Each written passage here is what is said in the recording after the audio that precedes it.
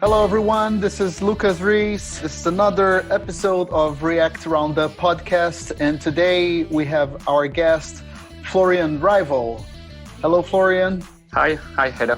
Hey, folks. I just want to let you know quickly about Netlify. Netlify is a really cool system for hosting what are traditionally known as static sites. However, the real benefit that I've been finding is that I don't have to mess with a back end.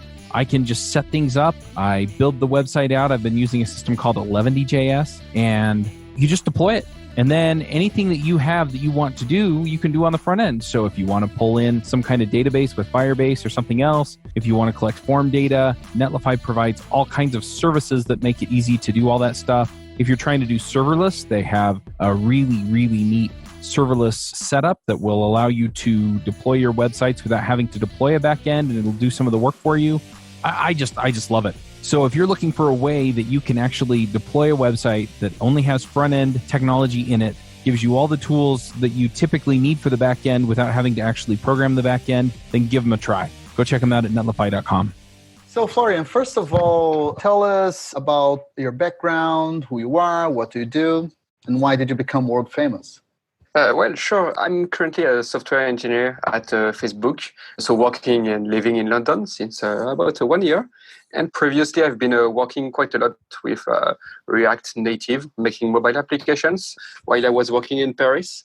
So I was quite an early adopter of React Native. I remember starting using it when the Android version was just open sourced. So fun times.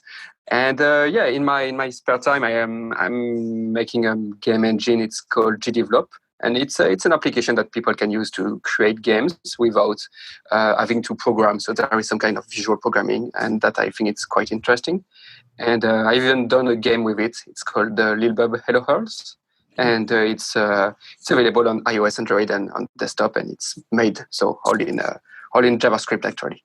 That's interesting. So you have like a job at Facebook, which I'm sure like you work a lot. And it's really interesting to see like a side project that is as complex as gdevelop. So it's like that application is an example of a really complicated domain that you're doing, like an application that is also has a really complex result. So can you tell us a little bit about that? Sure. Well, I guess the way I do it is that basically I'm spending a lot of time developing. So after work to get a bit of rest, I like to work on my side projects. And should I talk about gdevelop more? And you can, I guess, edit it. Talk a little bit so we can understand what And to talk more about gdevelop, I first liked the idea when I was younger, in fact, and I have been using some kind of visual editor to create games like this. And I was really interested. That's how I maybe started programming. And I was like, that's interesting, man. Maybe we could take it to the next level by not having something that is simple for just simple game, but something that would enable anyone to create games with something that is visual programming, but still as efficient as programming. Let me explain. So in the editor, you have this level editor where you can put your images and create objects, and you can put text and any kind of sprites and so on. So you design the level of your game like this. And my idea was that behind the scene, to create the rules of the game, you could have a set of events. So events are conditions and actions. For example, a condition can be a collision between the object player and the object obstacle or enemy. And then you can launch actions. Action could be create an object explosion at the position of the player, and then add 100 to the variable score. So this is in a way programming, but done in a way that you can read it as English, and people are able to see the list of conditions and actions that are available and to mix them together to create their own rules. So it's something that is particularly interesting for artists or people that want to begin development because they can quickly pick up game creation. And I've also seen people that are more experienced, and even me, I tried to create a game, as I said, with it, and it's working. So it's scaling. That's interesting. So you're creating like a really high level game creation tool. Yes, right? Yes, that's it. Yeah. As a parenthesis now, a small parenthesis. It's so interesting how I don't know a lot about game development, but it's so interesting how there are a lot of tools like that for game development, and my world is like web development, and there's not many tools like that for web. Why do you think it is? Yeah, it's true. Well, on the other side, we are starting to see things like Webflow and maybe other tools, but I have forgotten the name. Framer X and things. Yeah. For example, Framer X is particularly interesting because you can actually use real React components inside your prototypes. I'm not sure why it's more prominent in game development. Maybe because there is more interesting need for level design. So you have to get an editor, and then adding all the logic is something that I or other people came up with later. And I guess that, maybe for web development and application web development, we're still in a need of more complex business logic and algorithm and state management that we can only achieve with code. Well, at least for now. Yeah, that's interesting. So back to GDevelop. So GDevelop is an editor for games that it's like really interesting, but it's a desktop application. Yes. So, but you use web technology to make it. So is it a normal Electron app? And how was it before? I know that there was a big change, right? So tell me a little bit about this change. Yeah, it's an interesting story because when I started it, so it's a long-running side project. I've started it like maybe 10 years ago. So the first versions were actually all written in C++.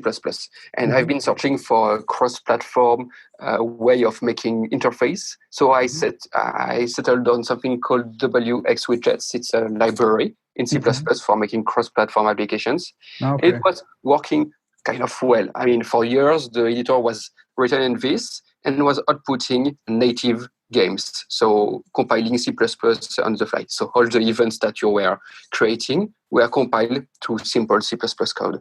Then I've seen that as WebGL and all this technology were emerging, why not change the export to instead export games to web? So that's when I started, basically remaking the game engine, only the portion of the game engine for JavaScript to run on the web, and having all the rendering done in WebGL. It's done with Pixie.js. Check it out if you want to make game. It's really easy to use and it's really performant.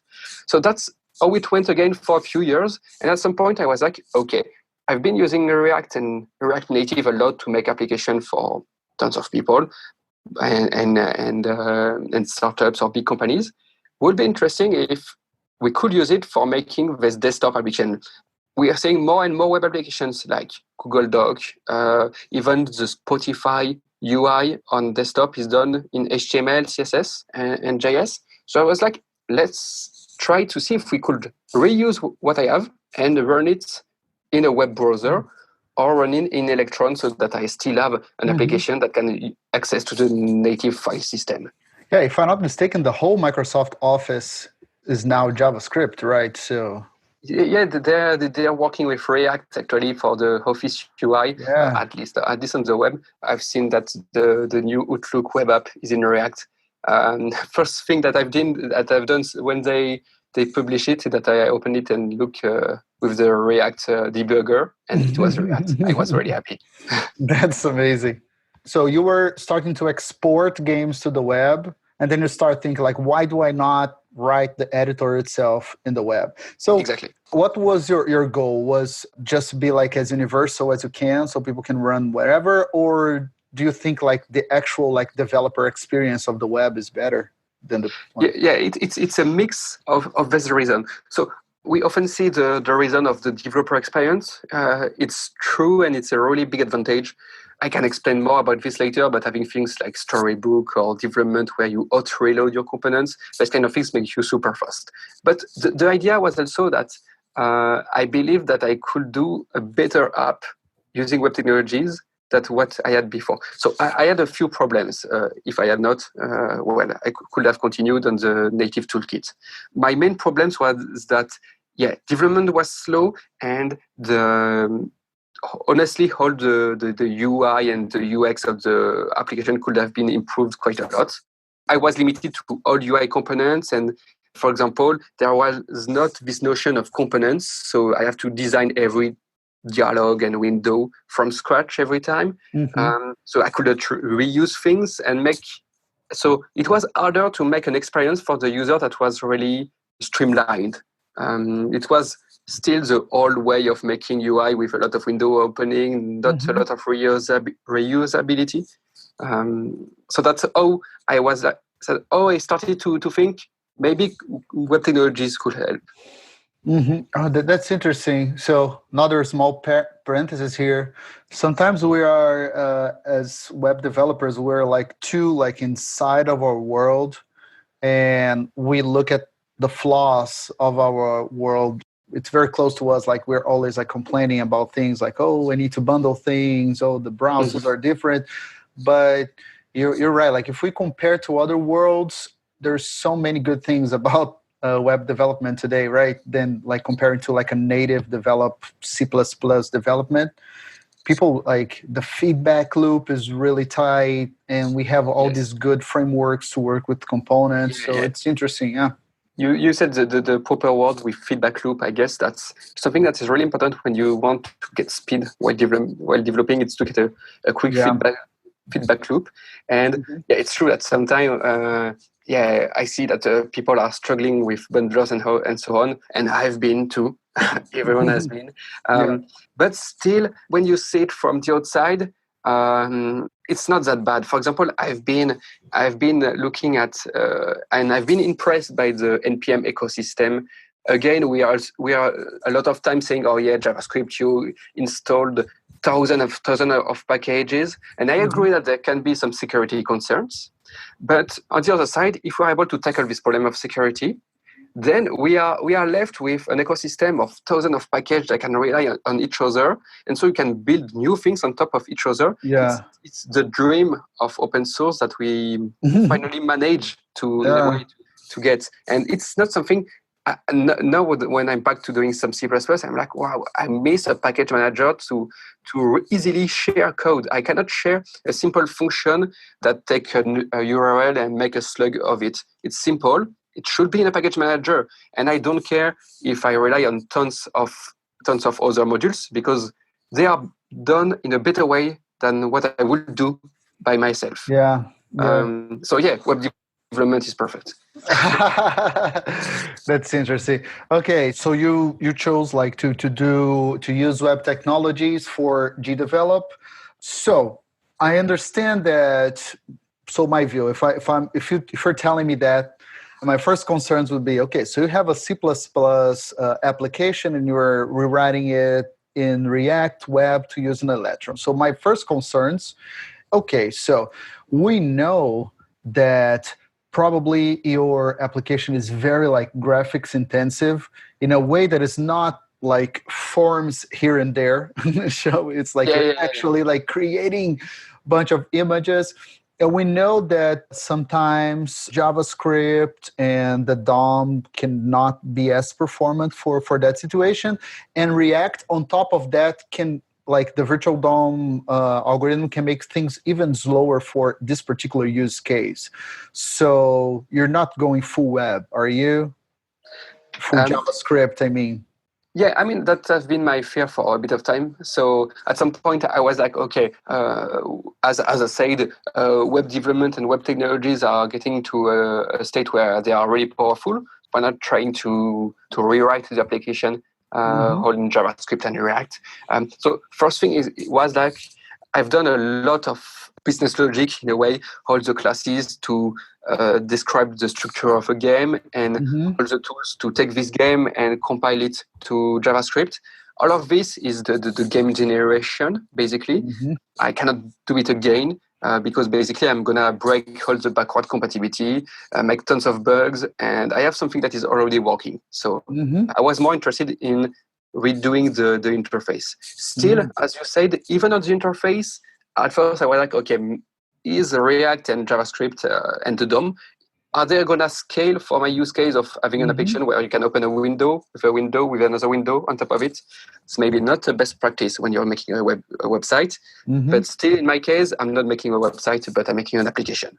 So at this point, I was wondering, can I do it? So I just tried. So I went ahead and created a first prototype of what could be the new interface. It was back in the years when Angular 1 was out. So I did the first version with Angular 1.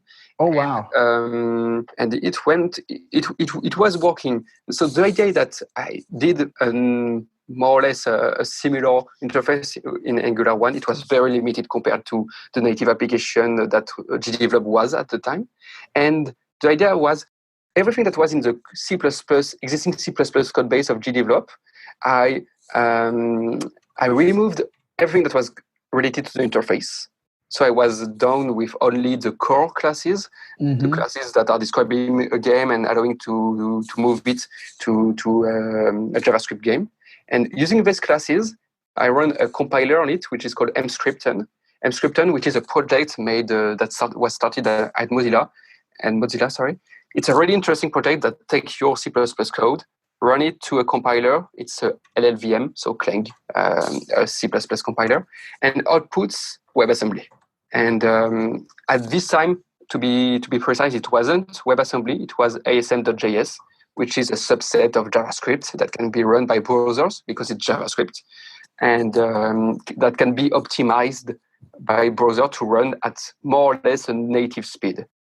So when I've first seen this project, this was for me the solution to my problem. I have an outdated application. I have a huge C++ code base, but I don't want to rewrite it. So let's take it. Let's run it through Mscripton, get a JavaScript or later a WebAssembly module, and finally let's redo a nice React interface on top of it. Okay. So the interface, the graphics, you actually went like full JavaScript, full web. And it was more like the engines and the exporting parts that you wanted to use it from C++. Yes, at some point I wondered, could I take the existing interface so the library was WXWidget, as I said, and make some kind of port so that it can render maybe in WebGL, something like this. And it's interesting because I've seen example of this being done using another library. It's called a Qt. It's so Qt5 is a library that you can use in C++ to make applications, and they actually went this way, and they were able to render application made using Qt on a canvas on the web using WebGL or at least some kind of rendering, but performance weren't there. Okay. So it's maybe not the best solution.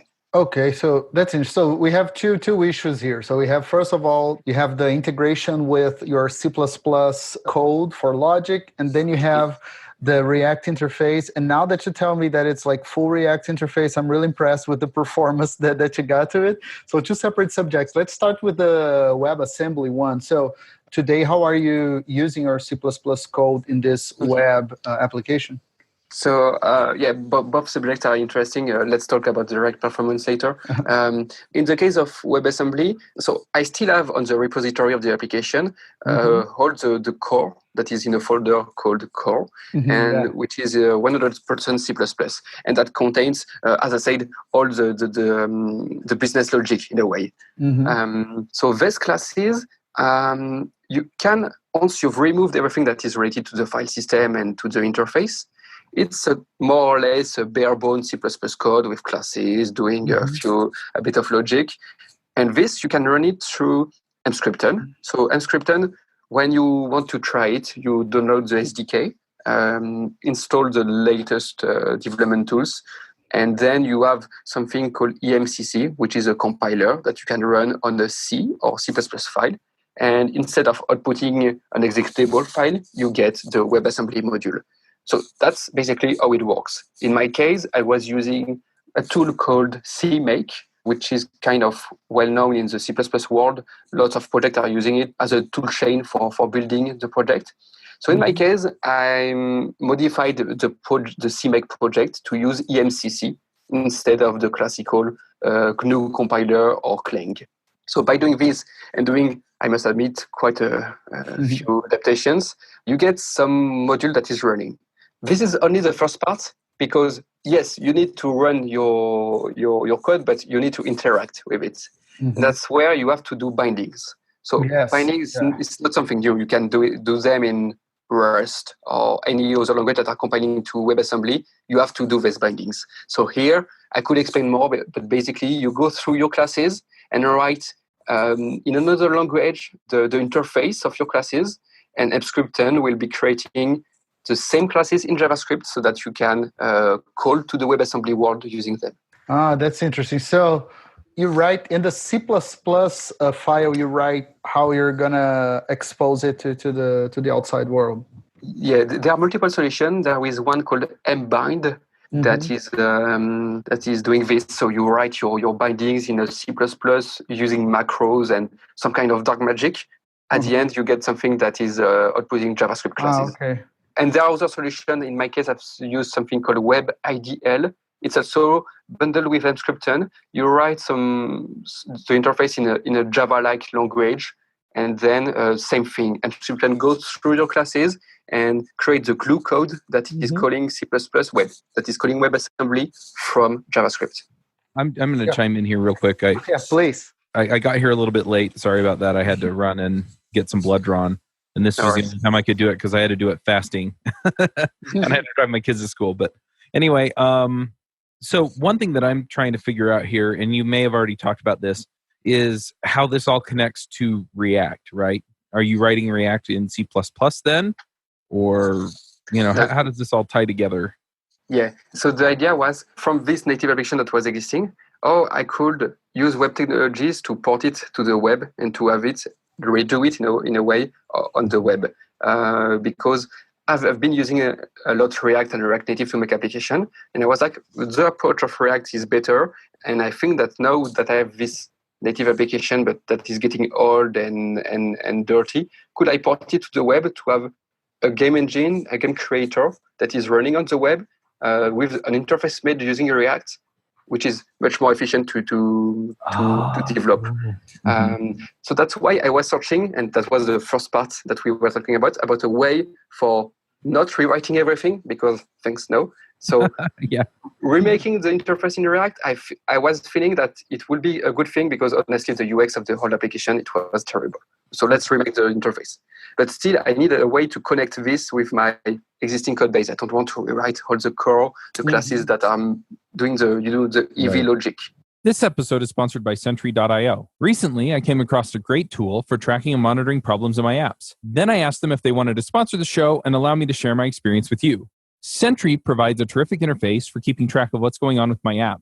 It also tracks releases so I can tell if what I deployed makes things better or worse. They give you full stack traces and as much information as possible about the situation when the error occurred to help you track down the errors. Plus, one thing I love, you can customize the context provided by Sentry. So, if you're looking for specific information about the request, you can provide it. It automatically scrubs passwords and secure information, and you can customize the scrubbing as well. Finally, it has a user feedback system built in that you can use to get information from your users. Oh, and I also love that they support open source to the point where they actually open sourced Sentry if you want to self-host it. Use the code devchat at Sentry.io to get 2 months free on Sentry's small plan. That's code devchat at Sentry.io. So more about the WebAssembly. So now that you are working with it, what do you think are the use cases for that? So like I understand this first one is pretty, probably this your use case is the most obvious one. You have a bunch of C++ code. Yeah. You don't want to write it again. But are there other use cases that you see like for WebAssembly use today? Yeah, I think that it's not something that you're going to use for making a whole application, but rather to maybe improve the performance of your application at some point. So there is an application made by some Google developers that is called Scroosh.app. I can send you the link later. This application, it's just it's a web application that you can use to resize and shrink the size of your images. So you upload an image, and on the client side, it's making all the transformation to reduce the size of your image. So that's a good use case for WebAssembly, because you're running native code at almost a full speed to do the transformation on images. I can think of this. I can think of other things like reusing a physics library or a 3D rendering library. I can think of games because games exported from Unity can run in WebAssembly maybe or should at some point. We'll see. And what else? Is the performance on these kinds of apps, though, comparable to what they would be like on a desktop? Is WebAssembly that fast or that efficient?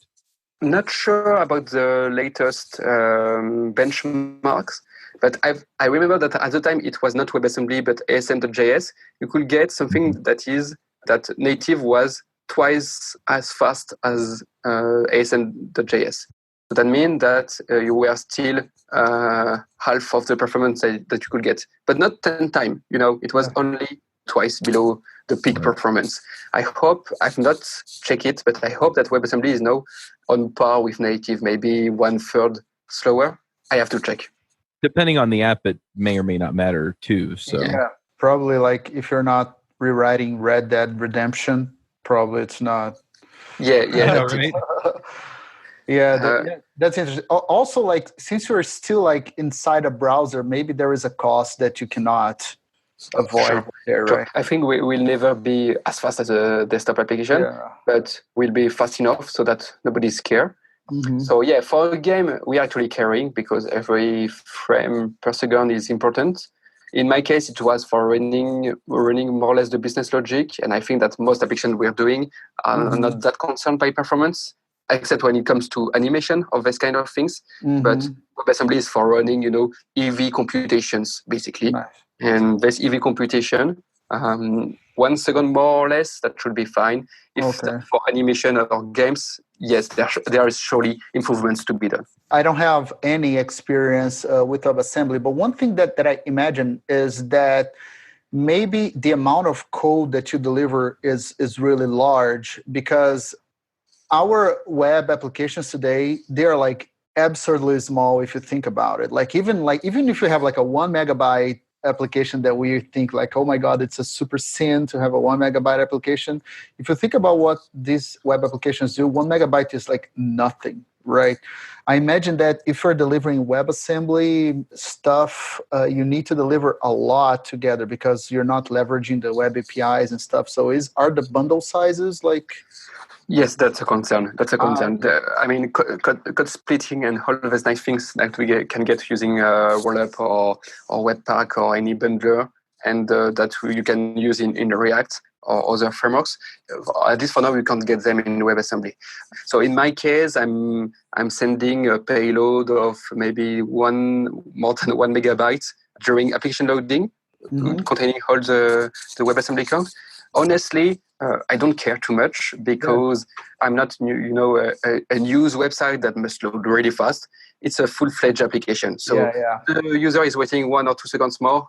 That's fine. Yeah. I see that because there's one project.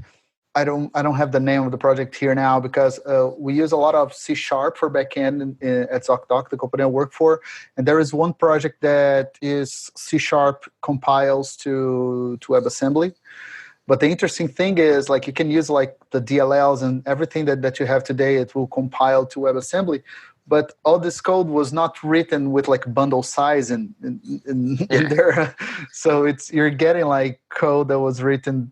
They knew they could deliver like hundreds of megabytes to the user without a problem, right? And now you translate it to WebAssembly, and it's like this huge bundles. But you're right. If you're creating an application, if people are like, no one is worried with like, I don't know, like Spotify load time, right? It's like it's an application. You will wait a little bit for it to load.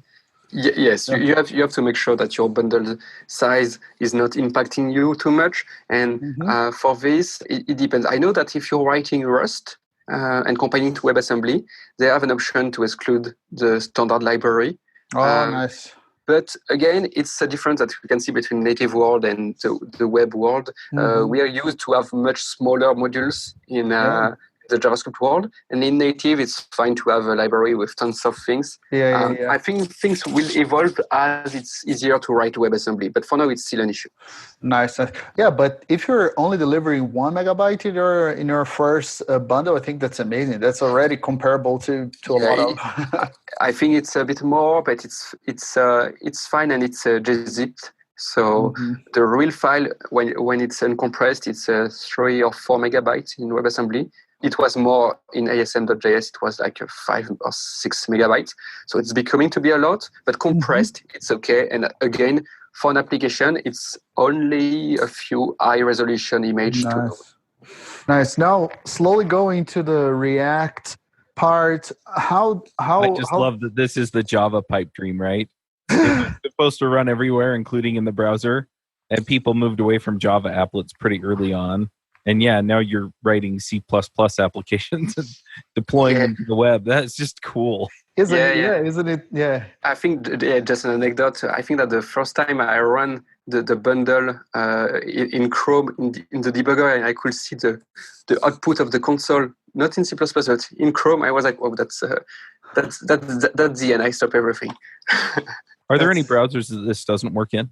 I think that on Safari at some point, it was the support for WebAssembly was more or less, it wasn't that good. But now it's supposed to be working in Firefox, Chrome, Safari, and even Edge, even if they're moving to Chromium. Sorry, I kind of preempted Lucas. Go ahead and ask your please.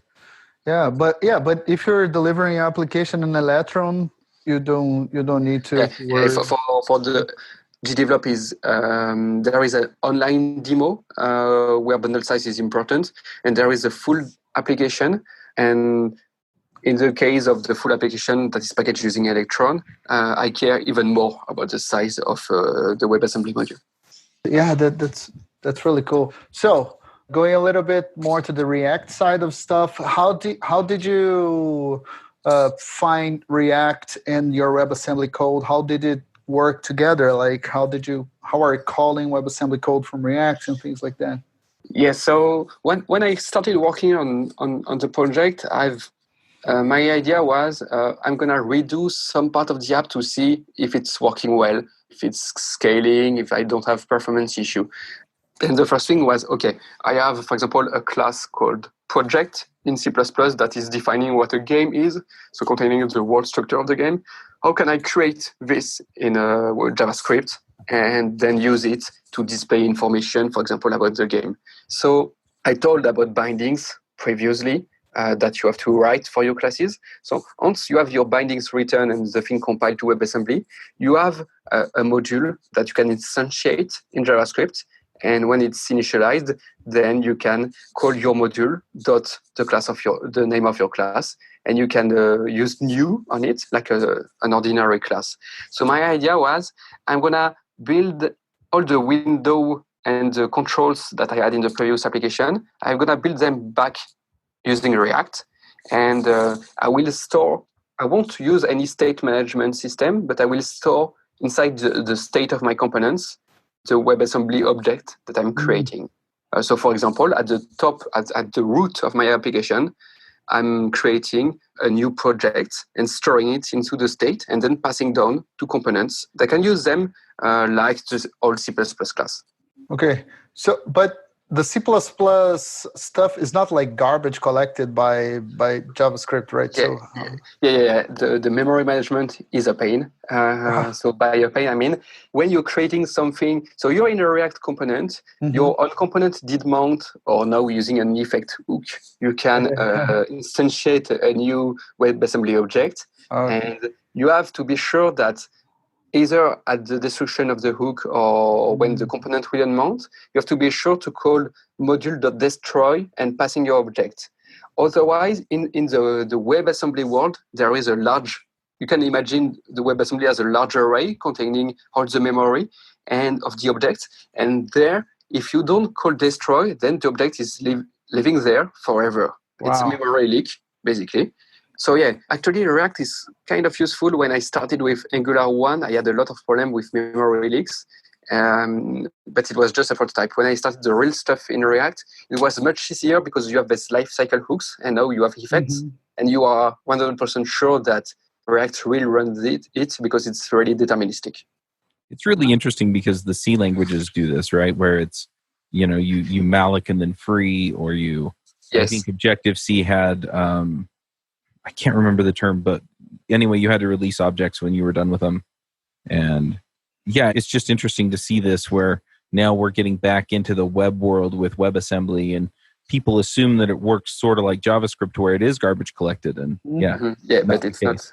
Yeah, and there was a proposal, I think, for integrating some kind of garbage collection to WebAssembly, because the real issue is that when you have a JavaScript object that is just a pointer to a WebAssembly object, that's fine. But if this object goes out of scope, then JavaScript will get it. But there is no destructor like in Objective-C, C, C++, or Java. So the WebAssembly won't know that it has to delete this object. So we are getting back in a bit in the field of manual memory management, but still, that's okay. It's a bit of you create a new thing, you delete it later. But it's interesting that so if you think about that, React and the life cycles or the hooks, it's a really interesting place to use with, because you can have very explicit like functions being called whenever something is like out of memory. So that's interesting. It's explicit, and I've even seen that as the domain, we speak sometimes of domain-driven design. So sometimes I'm creating a new editor in React, and I'm passing it a WebAssembly object, and I'm like, okay, this editor is more or less representing my object. So it's natural that when I get an object, I then release it later, because, as I said, there is no state management at this in my application. It's just natural for components to create objects that they need and to release them later. So that fits well with the idea of components in React. And it's especially good because React won't destroy your component if it's just moved, for example, on the screen, this kind of things. So that's where React really fits well. You just have to be, again, careful about not forgetting to destroy anything. That's great.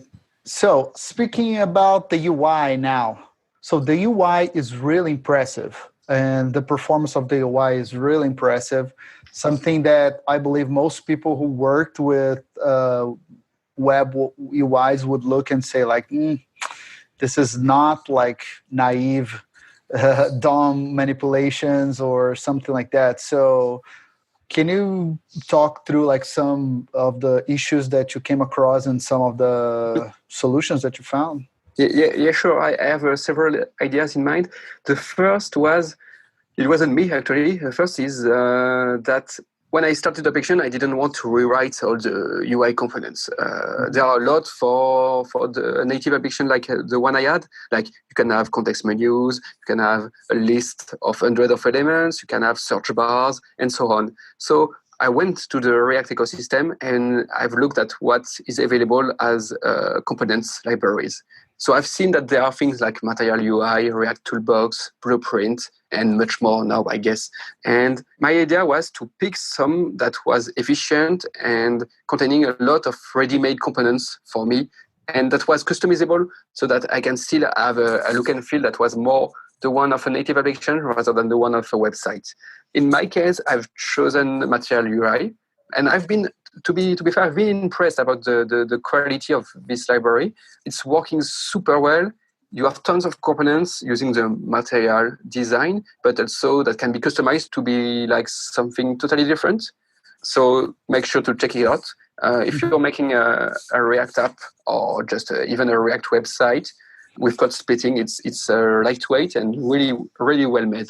So I think that's one part that made GDevelop a big success in terms of performance, because they take care of it. The second thing is that at some point I still had some issues. One that was really interesting. What I have a project manager. It's a panel that open on the left and showing the structure of your game. Mm-hmm. And when I was closing it, I had something like 1 second lag between the click and before it's closing. Wow. So in this case, what you can do is run the new React profiler. And it was really interesting because when you know how to use it, it's really powerful. So you have this flat chart showing on the React profiler, and you run it, then you click on your button that is slow, then you stop the React profiler, and you can see all the components that have been re-rendered. They will be colored. And when doing this, I've seen that the whole application was colored. So in fact, every component in the application was re-rendered. So it wasn't a problem of WebAssembly is being slow or Electron is slow or whatever. No, it's a problem of you're updating the whole app. So sure, it will be slow. And the solution here was to add a full component update or pure component if you're more into them. And using this, you can say, okay, this closing of the panel has nothing to do with the rest of the application, so please don't re-render it. And I think that's often the solution to performance issues. I'm not an expert in it, but most of my time it was this. Oh, by the way, be sure to run React in production mode, because at some point there was some kind of drag and drop between some part of the application and another, and there was again a lag of like 1 second, and when bundling the application and running in production, boom, it was only a few milliseconds. So yeah.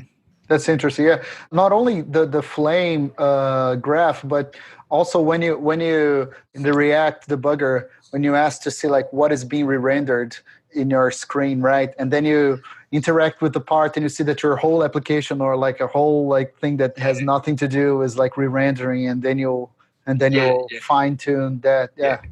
I can give you a tip that I've used is that I have windows with lots of or forms with lots of, for example, text fields. For example, you're editing all the variables that can be living in objects. So it's like if you're editing a big JSON, variables can be nested. So you can have maybe 100 of text fields that are shown.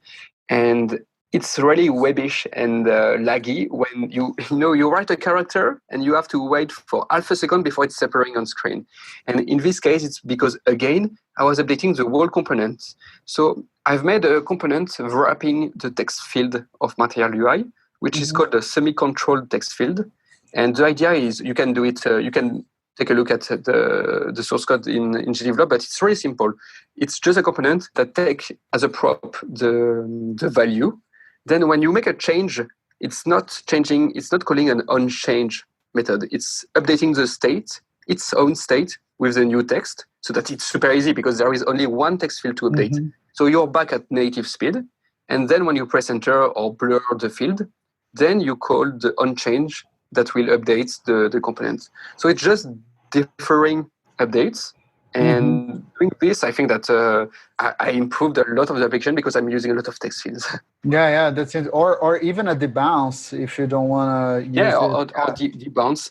At least make sure that that's why they're making React suspense, by the way. Make sure that user interaction is always the priority, and then do the rest of the updates. Yeah. If I'm not mistaken, I think it's in their roadmap to deal with that. Like, you can have set states that are more important than others.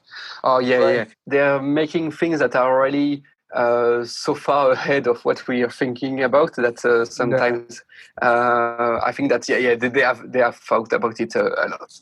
Yeah, this is a really interesting one. It's a simple one that sometimes we need to, like when we're doing forms and stuff, we are updating things on change. And like look at your application and maybe you don't need change. Maybe you only need like focus or like on loose focus, on blur or on enter and things like that. So try to update state less, right? The global state of your whole component less. This is a really good. Yeah, exactly. Yeah. So I've also seen that there's a lot of like editable like lists and trees. So how did you go? That is like a known pain point in React, right? So rendering tons of objects, it's always a pain, especially in a browser, because at some point the browser will be too slow to render 100 or 1,000 of elements. So here again, the solution was another nice library called React Virtualized, and there is no React window. Is that called? Yeah, that's it. So the idea is to virtualize your lists so that they are only showing, they are only rendering in the DOM what is shown on the screen. So that instead of having a list of objects that is 100 of elements, you only have 10 elements that are rendered into the DOM. Nice. That's virtualization. I think that's something that could maybe even be backed into the browsers at some point, because there are still a bit of issue if you scroll really quickly. You can see empty spaces in your list, so that makes things a bit webbish compared to a native application where you don't have these issues. But it's all right. It's all right. Yeah, that's nice. I saw that you're also using a tree, the sortable. Yeah, it's called a React sortable. I can't remember the name. I think it is. Yeah. Yeah. React sortable. Yeah, React sortable HOC. Bear with me. I want to be sure about the name of the sortable tree. So yeah, there is this library called React sortable tree that allow you to have a tree of nodes that you can reorganize. And in my case, it was useful because I think that at some point in every complex application, you have to display a tree, a file tree, a tree of, in my case, of events that compose the rules of the game. Can be some business logic that we want to run, components that are nested into each other's. And in the case of React sortable tree, the approach is really interesting because it's showing a tree, but it's in fact a list that is virtualized. So every node that you see that is connected to the parents, it's actually a list, a flat list that is rendered, and the connections between the nodes are rendered next to the nodes, but they are just rows in a list that is virtualized. So again, in my case, for example, even if a game I have thousands of events describing the rules of the game, then I only need to show maybe 50 or even less on the screen. That's really nice. Yeah, really smart algorithm. This. I took a look at how it was made, and I was like, yeah, of course, that's the way to go. So you have a tree-like view, but it's virtualized. Maybe, I've not checked, but maybe that's how it's done now in the VS Code or Atom, the file explorer on the left. They might be using some kind of virtualization. Yeah, that's really interesting because the application is really, it's a complicated domain. Lots of things are working. Lots of things are happening, and the animations are really good. And you didn't do any esoteric performance. That's really interesting. It's just debug your tree, do some should component updates smartly, use good libraries for big lists and stuff like that. That's interesting. Yes, that was a bit my idea, is that after working with React and React Native for a while, I was like, the libraries and the system, the ecosystem is ready for ambitious application like this. I can see most of what I was doing in native be done using web technologies and without huge hacks. To be honest, I'm trying to think about if there is something fishy in the code base. But no, honestly, it's mostly classical React, but with a bit of performance improvement on the text fields, make sure that you don't re-render everything, and virtualization. That's mostly it. That's great. Did you consider not using the DOM at all, using WebGL or using Canvas, or are you using it some part of your application? Yes, there is this game engine called Godot. I hope I'm pronouncing it correctly. And I remember seeing at some point that they run the Mscripten compiler on top of the editor, which is already using OpenGL, or at least it's a custom toolkit, and it was rendering in the browser. So that was a real case of I'm taking something in a native code base and putting it entirely on the web. I don't know if they want to continue like this. I still think that an approach with DOM and React is more efficient because the approach of React for making interfaces is, I think, really interesting. Components that are being updated and whole the life cycle. It's really well designed, and I think that we're gonna see even more improvements as the years are coming. So sometime I was like, maybe I should rewrite part of the application using WebAssembly to make it even faster. But that's the interface, and so far it's working well. So also, of course, the level editor that is showing the objects and everything is done using Pixie.js, so rendering using WebGL.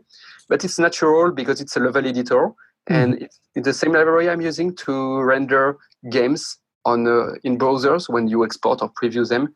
So here, I still think that there is only object that you want to display and move on the space.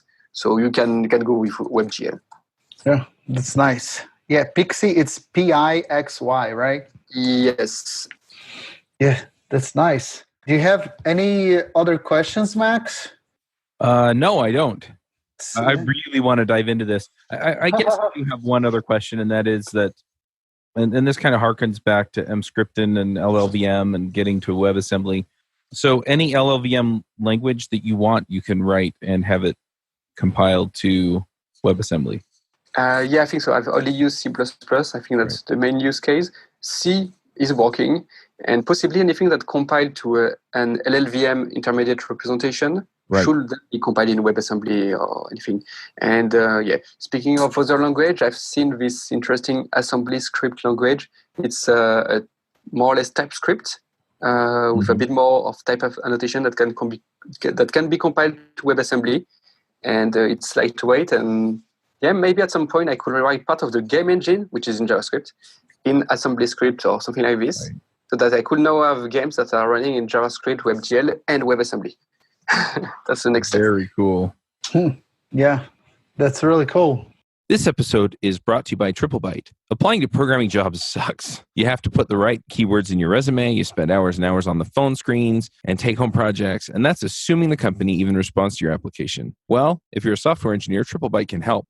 They work with over 400 top tech companies, from big names like Dropbox and Adobe to exciting startups. You do one brief online interview with them, and if you do well, you go straight to final interviews with the company on their platform. It's like the Common App for software developers. TripleByte does not look at your resume or where you went to school. All they care about is if you can code. I've helped dozens of software developers with various credentials get jobs, and this looks like a terrific way for you to get in and get interviewed and get a job without a lot of the hassle and overhead. You can go check them out at triplebyte.com/react. That's triplebyte.com, byte as in 8 bits. As a special offer for listeners of this show, if you take a job through TripleByte, they'll offer you a $1,000 signing bonus. Well, Lucas, you started this show, so you can go ahead and take us into picks. All right. So do you want to start with your pick, Max? Sure. So let's see. So this week I am going to PodFest, which is a podcasting conference in Orlando, Florida.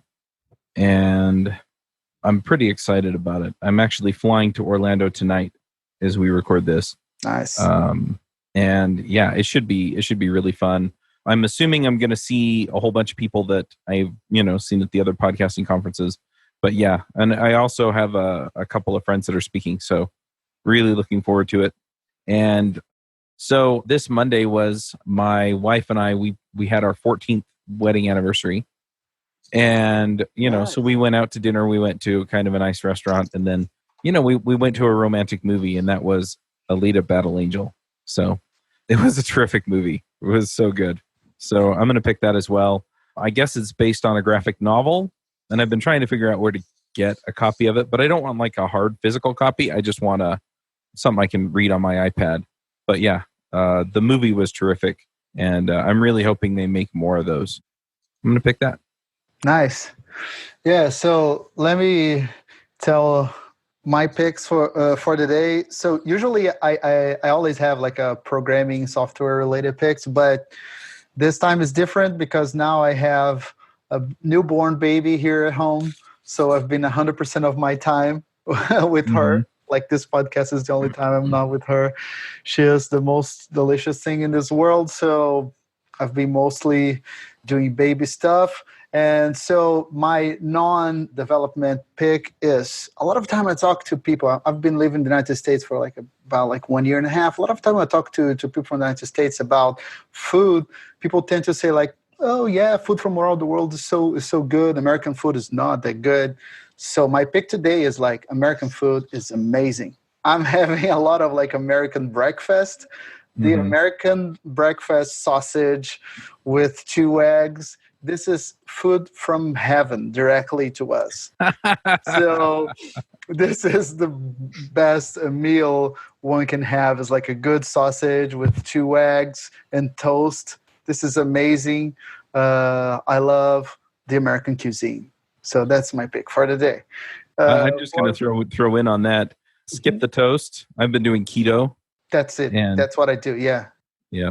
So I've been diabetic for like 13 or 14 years. I was diagnosed when I was 26. Oh, wow. And anyway, the keto has been the only thing that's worked for me. So all the medication, it'll get it down, and then, it'll get my blood sugar down. And then for whatever reason, it just doesn't, it doesn't maintain, it doesn't keep up.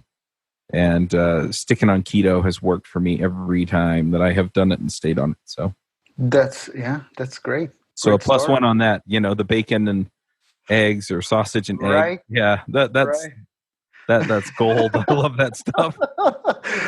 This is really good. Yeah, today we did like 2 eggs with a really good sausage, the ones that you cut like and do like small patties. Mm-hmm. I cannot ask for anything different. I know, right? And then if you're looking at world cuisine, you can hybridize anything with a hamburger. So just saying. Just saying. So get some of that American in there. That's amazing. Yeah. All right. So Florian, do you have any picks for the week? I have some. I guess I'll go back to development-related picks. Please. So, we already talked about them, but make sure to check out Material UI if you want to create a really nice application using a React or even websites. Speaking of website, I've been using Gatsby.js. It's also really nice, and I'm impressed about the experience that you have with it. If you want to make game, same. You take a look at Pixie.js or Phaser, or the whole WebGL world is really interesting these times. Yeah, and I think that it's most of my picks are things that we talked about, but that's what I'm passionate about. Cool. I'm just curious, if I wanted to follow you on Twitter or, read a blog post or anything, do you have any of that out there? So if you want to follow a bit my adventures and see tips and any blog posts that I'll post, make sure to take a look at my Twitter. So it's Florian Rival. And also go to florianrival.com, where I'll be posting soon, I hope, a blog post about things like performance in React and all the things that we've discussed. I think that rather than being embedded into the source code of GDevelop, I'd like to make a few articles about them. And I'll also post when I'm going to conference to talk more about it. So feel free to follow me. Nice. That's great. All right. That's it. That wraps the episode. See everyone next week. Bye. Bye. Bandwidth for this segment is provided by CacheFly, the world's fastest CDN. Deliver your content fast with CacheFly. Visit CacheFly.com to learn more.